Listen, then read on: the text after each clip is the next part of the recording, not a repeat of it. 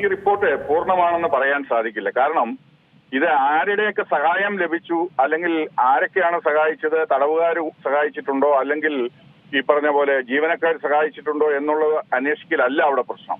അന്വേഷണത്തിന്റെ മുഖ്യമായ കാര്യം എന്ന് പറയുന്നത് ഇയാൾ ഗോവിന്ദസ്വാമി എങ്ങനെ ജയിലിൽ നിന്ന് ചാടി എന്നുള്ളതിനെ സംബന്ധിച്ചുള്ള ഉത്തരവാണ് കിട്ടേണ്ടത്. ആ റിപ്പോർട്ടിൽ ആരുടെയെങ്കിലും അപാകതകളില്ല എന്ന് പറഞ്ഞ് അതിനെ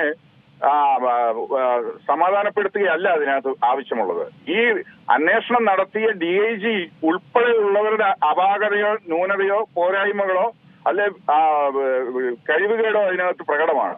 നമുക്കത് മനസ്സിലാക്കാൻ സാധിക്കും. കാരണം ഒരു എൻക്വയറി എന്ന് പറയുമ്പം അതിന്റെ പ്രാഥമികമായിട്ടുള്ള ഒരു ഘടകം എന്ന് പറയുന്നത് ഒരാളുടെ വീഴ്ചയെപ്പറ്റി അയാൾ തന്നെ അന്വേഷണം നടത്താൻ പാടില്ലെന്നുള്ളതാണ് നിയമത്തിലെ, അതായത് നാച്ചുറൽ ജസ്റ്റിസ് എന്ന് പറയും. അതിന്റെ പൂർണ്ണമായ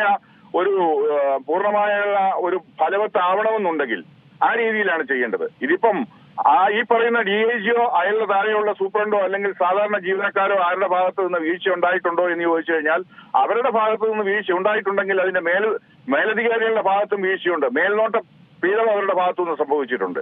അപ്പൊ നമ്മളത് ഗൗരവമായി കാണേണ്ട കാര്യം തന്നെയാണ്. ഈ സംഭവം ഉണ്ടായി ഇത്രയും ദിവസങ്ങൾക്ക് ശേഷമാണ് ഈ റിപ്പോർട്ട് ഇപ്പം അവര് അന്വേഷണം നടത്തി കൊടുത്തിരിക്കുന്നത്. അത് പൂർണ്ണമായിട്ടുള്ള ഒരു റിപ്പോർട്ടല്ല, അത് സ്വീകാര്യമായിട്ടുള്ള റിപ്പോർട്ടുമല്ല.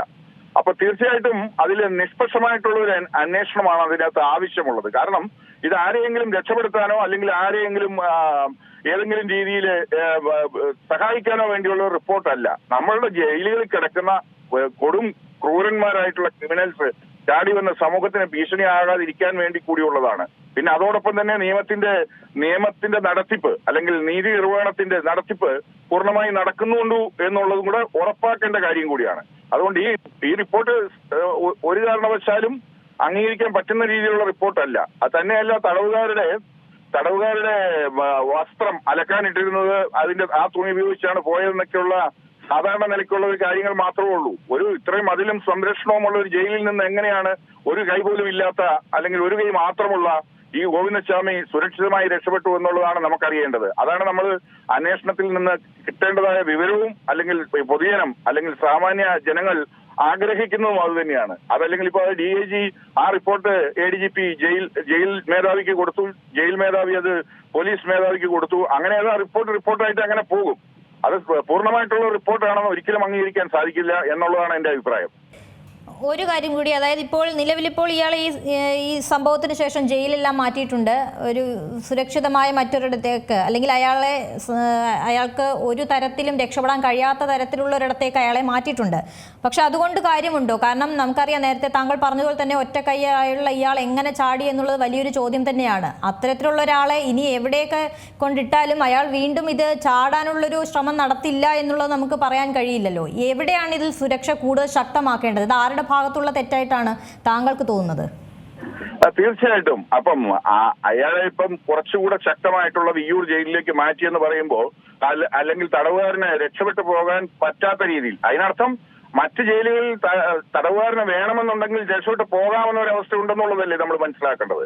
ഇതിപ്പോ അധികാരികളുടെ തന്നെ ഉത്തരവാദിത്തക്കേടാണ്. കാരണം അയാൾ ഇത്രയും ദിവസങ്ങൾ അല്ലെങ്കിൽ ആഴ്ചകളോ എടുത്തിട്ടാണ് ഈ കമ്പി അറുത്തു മുറിച്ച് മാറ്റിയിരിക്കുന്നത്. അതിനെ സംബന്ധിച്ച് വ്യക്തമായിട്ട് ഒരു അഭിപ്രായവും പറയുന്നില്ല. റിപ്പോർട്ടുകൾ അതിനെ സംബന്ധിച്ച് നിശബ്ദമാണ്. അതിനെപ്പറ്റി കൂടുതൽ അന്വേഷിക്കണമെന്നാണ് പറയേണ്ടത്. ഇപ്പൊ അത് കൂടുതൽ അന്വേഷിച്ചാലും കിട്ടാനുള്ള വിവരങ്ങൾ ഇത് മാത്രമേ ഉള്ളൂ. അയാൾക്ക് എവിടുന്നാണ് ആസ്ട്രോബ്ലേഡ് കിട്ടിയിരിക്കുന്നത്, അല്ലെങ്കിൽ അത് മുറിക്കുവാനുള്ള സംവിധാനം അല്ലെങ്കിൽ അതിനുള്ള ആയുധങ്ങൾ കിട്ടിയിരിക്കുന്നത്, അയാൾ ഇങ്ങനെ ചെയ്യുന്ന സാഹചര്യത്തിൽ ആരുടെയും ശ്രദ്ധയിൽപ്പെട്ടിട്ടില്ലേ? ഇത് ഗുരുതരമായ ഉപേക്ഷയാണ് ഉദ്യോഗസ്ഥരുടെ ഭാഗത്ത് നിന്ന്. ഇനിയിപ്പോ അവര് മനഃപൂർവ്വം സഹായിച്ചു എന്നൊന്നും ഞാൻ പറയാൻ തയ്യാറല്ല. പക്ഷേ അവർ നോക്കേണ്ട അവരുടെ ഉത്തരവാദിത്തങ്ങൾ അവർ നോക്കിയിട്ടില്ല. അതോടൊപ്പം തന്നെ ആളുകളുടെ ജീവനക്കാരുടെ പോരായ്മ അല്ലെങ്കിൽ അവരുടെ അപര്യാപ്തത പറയുന്നുണ്ട് റിപ്പോർട്ടിൽ. അത് ശരിയായിരിക്കാം. പക്ഷെ എന്ന് കരുതി ജയിലിൽ കിടക്കുന്ന കൊടും ക്രിമിനലിനെ അയച്ചുവിടുക അല്ലെങ്കിൽ അയാൾക്ക് പോകാൻ അനുവാദം കൊടുക്കുക അല്ലെങ്കിൽ അതിനുള്ള സഹായം ചെയ്യുക എന്ന് പറഞ്ഞാൽ അത് അംഗീകരിക്കാൻ പറ്റുന്ന കാര്യമല്ല. ഏറ്റവും പുതിയ വാർത്തകളും വിശേഷങ്ങളും വിരൽത്തുമ്പിലറിയാൻ സീ മലയാളം ന്യൂസ് എല്ലാ ഡിജിറ്റൽ പ്ലാറ്റ്ഫോമുകളിലും ലഭ്യം.